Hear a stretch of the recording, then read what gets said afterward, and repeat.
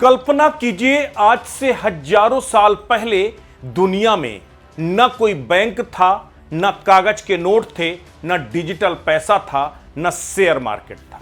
अगर किसी राजा को अपनी दौलत दिखानी होती थी तो उसके पास दो ही रास्ते थे, एक जमीन और दूसरा सोना। यहीं से शुरू होती है सोने की असली कहानी। एक सवाल उठता है कि दुनिया में लोहे, तांबे, चांदी, हीरे सब थे, फिर सोना ही असली धन क्यों बना? तो इसके पीछे की कहानी आपको बताते हैं। चांदी काली पड़ जाती है, लेकिन सोना हजारों साल बाद भी चमकता रहता है।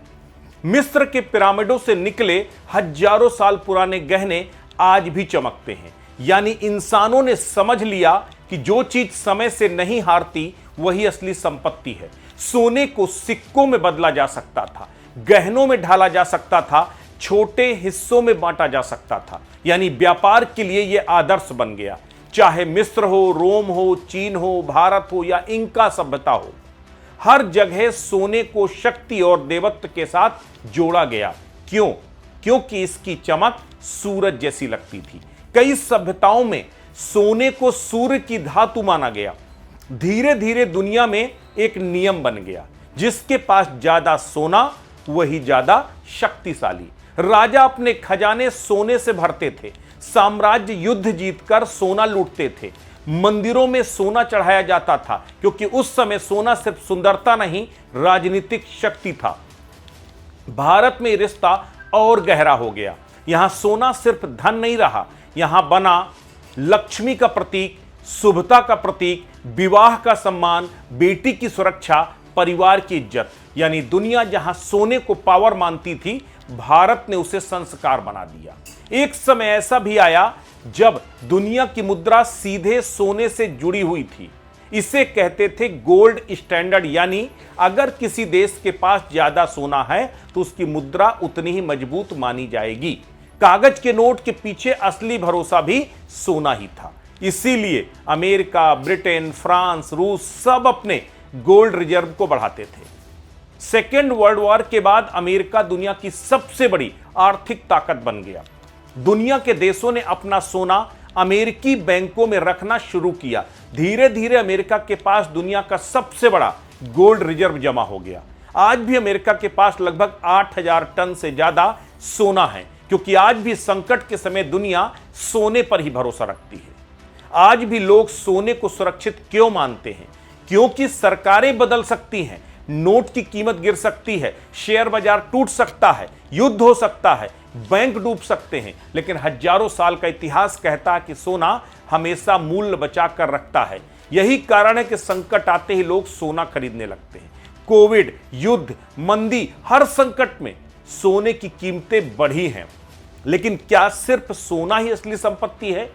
यही आधुनिक दुनिया की कहानी बदल देती है। आज दुनिया की सबसे बड़ी कंपनियां डेटा बेचती हैं, टेक्नोलॉजी बेचती हैं, आर्टिफिशियल इंटेलिजेंस बनाती हैं, सॉफ्टवेयर बनाती हैं। यानी आज नॉलेज और इनोवेशन भी उतनी ही बड़ी संपत्ति है। लेकिन फिर भी जब दुनिया डरती है तो आखिर में भरोसा किस पर करती है? सोने पर। क्योंकि हजारों साल की मानव सभ्यता ने एक बात दिमाग में बिठा दी है, कागज बदल सकता है, सरकारें बदल सकती हैं, लेकिन सोने की कीमत खत्म नहीं होती। और शायद यही वजह है कि आज भी सोना सिर्फ धातु नहीं बल्कि इंसानी इतिहास का सबसे पुराना विश्वास है। अब बात हिंदुस्तान की, जिसे कभी सोने की चिड़िया कहा जाता था। आखिर क्यों? इसे भी समझने की जरूरत है। करीब 2000 साल पहले भारत दुनिया की सबसे बड़ी अर्थव्यवस्थाओं में गिना जाता था। भारत से मसाले जाते थे, रेशम जाता था, कपास जाती थी, स्टील जाता था, इत्र और हस्तशिल्प जाते थे। लेकिन बदले में भारत क्या लेता था? सोना। रोमन साम्राज्य भारत से इतना सामान खरीदता था कि इतिहासकार प्लिनी ने लिखा कि भारत रोम की दौलत खींच रहा है। यानी दुनिया का सोना धीरे धीरे हिंदुस्तान की ओर बह रहा था। और यही वजह थी कि एक वक्त जब हिंदुस्तान में सोने का अपार भंडार हुआ करता था, राजा और महाराजा अपने सोने के बेशुमार भंडारों को मंदिरों में, धर्मशालाओं में दान किया करते थे। कोई सोने की दीवार खड़ी करता तो कोई दीवार में सोना मढ़वा देता। यही वजह रही कि विदेशी आक्रांताओं की नजर हमेशा भारत के मठ मंदिरों में रही, क्योंकि मंदिरों के पास बेशुमार दौलत स्वर्ण भंडार मौजूद थे। महमूद गजनबी ने सोमनाथ मंदिर पर कई बार हमला किया क्योंकि उसकी नजर सोमनाथ मंदिर के बेशुमार खजाने पर थी। यही वजह थी कि हिंदुस्तान सोने की चिड़िया कहलाने लगा। लेकिन यही वजह थी कि सोने की चिड़िया को लूटने के लिए मुगल आक्रांताओं से लेकर अंग्रेज तक भारत में न जाने कितने अनगिनत हमले किए और भारत को अपना गुलाम भी बनाया। अब बात प्रधानमंत्री नरेंद्र मोदी के उस बयान की जिसमें प्रधानमंत्री नरेंद्र मोदी ने हिंदुस्तान के नागरिकों से 1 साल तक सोना न खरीदने की अपील की है, जिसको लेकर प्रधानमंत्री नरेंद्र मोदी विपक्षियों के निशाने पर आ गए हैं। सोशल मीडिया पर उन्हें जमकर ट्रोल किया जा रहा है। यह बताने की कोशिश हो रही है कि देश की अर्थव्यवस्था पूरी तरह कंगाल हो गई है और कोई बड़ी आपदा आने वाली है। सरकार मजबूर होकर आप लोगों से सोना ना खरीदने की अपील कर रही है। लेकिन इसकी सच्चाई क्या है, जरा इसे भी समझने की कोशिश कीजिए।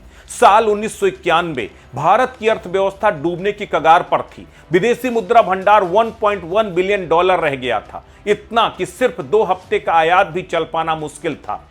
तत्कालीन प्रधानमंत्री नरसिम्हा राव और वित्त मंत्री मनमोहन सिंह ने देश को बचाने के लिए इंग्लैंड के बैंक ऑफ इंग्लैंड को 67 टन सोना गिरवी रख दिया। विदेशी बैंकों में इस सोने की बिक्री के लिए उसे रख दिया गया और बदले में 400 मिलियन डॉलर जुटाए गए। लेकिन 91 का वो मुफलिसी का दौर हिंदुस्तान को बहुत कुछ सिखा गया। उसी के बाद हिंदुस्तान ने ग्लोबल अर्थव्यवस्था में खुद को मजबूत किया। आज हिंदुस्तान के पास अप्रैल 2026 तक आरबीआई के डेटा के मुताबिक 876 टन सोने का रिजर्व भंडार है। आज हिंदुस्तान दुनिया का चौथा सबसे बड़ा स्वर्ण भंडार रखता है। मतलब साफ है, ना तो हिंदुस्तान का विदेशी मुद्रा भंडार खत्म हुआ है और ना ही सोने का भंडार। फिर सवाल यह है कि प्रधानमंत्री नरेंद्र मोदी ने देशवासियों से सोना न खरीदने की अपील क्यों की। अब जरा इसे भी समझ लीजिए। मिडिल ईस्ट में जारी लगातार तनाव के बीच ईरान इजराइल संघर्ष से तेल की कीमतें $90 प्रति बैरल को पार कर चुकी हैं, $100 प्रति बैरल तक पहुंच रही हैं। भारत का तेल आयात का खर्च 20% बढ़ चुका है। आईएमएफ का अनुमान है कि 2026 में वैश्विक विकास 2.8% तक गिर सकती है। भारत के पास $680 मिलियन से ऊपर का विदेशी मुद्रा भंडार है। इसमें से $150 बिलियन सालाना हम केवल तेल आयात में खर्च करते हैं। भारत दुनिया का सबसे बड़ा स्वर्ण उपभोक्ता है। हम हर साल 800 से 900 टन सोना बाहर से मंगवाते हैं। इसके बदले में हम लगभग 60 से 70 बिलियन डॉलर की विदेशी मुद्रा बाहर भेजनी पड़ती है और 800-900 टन सोने को 60% हिंदुस्तानी अपने घरों में लोग उसको इन्वेस्टमेंट के तौर पर रखते हैं और 40% ही सरकार उसका उपयोग कर पाती है। गणित सीधा है, अगर हम सोना खरीदना कम कर दें तो वो कई अरब डॉलर देश के पास बचेंगे, जिससे हमारा रुपया मजबूत होगा और महंगाई कम होगी। मतलब साफ है, अर्थव्यवस्था में सोने की भूमिका एक बीमा पॉलिसी जैसी है। युद्ध या महामारी के समय जब शेयर बाजार या बाकी चीजें शेयर बाजार का गिरता है, तब सोना ही वो इकलौती संपत्ति है जो हर देश स्वीकार करता है। दुनिया अब डी-डॉलराइजेशन की ओर बढ़ रही है। भारत भी चाहता कि हम अपने भंडार सिर्फ कई डॉलर पर निर्भर न करें, बल्कि उसे भी ठोस सोना हो। ऐसे में प्रधानमंत्री नरेंद्र मोदी का यह बयान किसी आगामी आपदा का संकेत नहीं, बल्कि प्रोएक्टिव डिफेंस है। 1991 में हम मजबूर थे, लेकिन 2026 में हम सतर्क हैं। हमारी संस्कृति का हिस्सा है सोना, लेकिन जब देश की प्रगति और सोने की चमक के बीच में चुनाव करना हो तो समझदारी उसी में है कि हम अपनी अर्थव्यवस्था की नई रफ्तार को चुनें, सोने से ज्यादा उसे मजबूत बनाएं। 1991 का वो दिन आज भी हम भूले नहीं हैं, जब हम पूरी तरीके से मजबूर थे, लेकिन उसने हमें आत्मनिर्भर बनने का हौसला भी दिया। इन सब के बीच अब आपको एक और दिलचस्प आंकड़ा बताते हैं जो पूरी दुनिया के लिए आंखें खोलने वाला है। और अगर दुनिया का कोई भी देश डॉलर के दम पर कोई मुगालता पाल रहा है तो जरा उसका मुगालता यह डेटा दूर कर देगा। विश्व गोल्ड काउंसिल और कई आर्थिक अध्ययनों के मुताबिक भारत के पास निजी हाथों में लगभग 25,000 से 27,000 टन सोना मौजूद है। जी हां, इतना सोना जो दुनिया के कई देशों के केंद्रीय बैंकों के कुल गोल्ड रिजर्व से भी कहीं ज्यादा है। अमेरिका, जर्मनी, चीन और जापान से भी बहुत ज्यादा। अमेरिका के केंद्रीय बैंक के पास लगभग 8100 टन सोना है। जर्मनी के पास लगभग 3300 टन सोना है। आईएमएफ के पास भी करीब 2800 टन है और भारत के लोगों व संस्थाओं के पास इन सबसे कई गुना अधिक सोना है। अगर इसकी कीमत निकाली जाए तो 2026 के मौजूदा बाजार मूल्य के हिसाब से भारत के निजी और धार्मिक स्वर्ण भंडार की अनुमानित कीमत तकरीबन 180 से 220 लाख करोड़ रुपए तक बैठती है।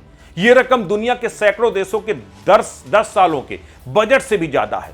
भारत के कुछ बड़े मंदिर जैसे पद्मनाभ मंदिर, यहां के तहखानों से निकली संपत्ति का अनुमान कई लाख करोड़ रुपए तक लगाया जाता है। आपका तिरुमला वेंकटेश्वरा मंदिर, हर साल हजारों करोड़ का दान वहां विशाल स्वर्ण भंडार मिलता है।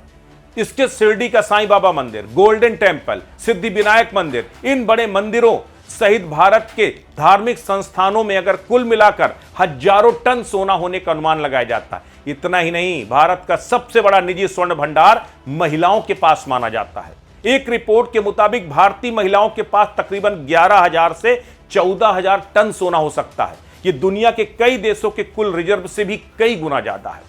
भारत का इतिहास बताता है कि संकट के समय लोगों ने अपने गहने तक देश के लिए दिए। 1962 भारत चीन युद्ध, जब देश आर्थिक और सैन्य संकट में था, तब हजारों भारतीय महिलाओं ने अपने गहने दान किए थे।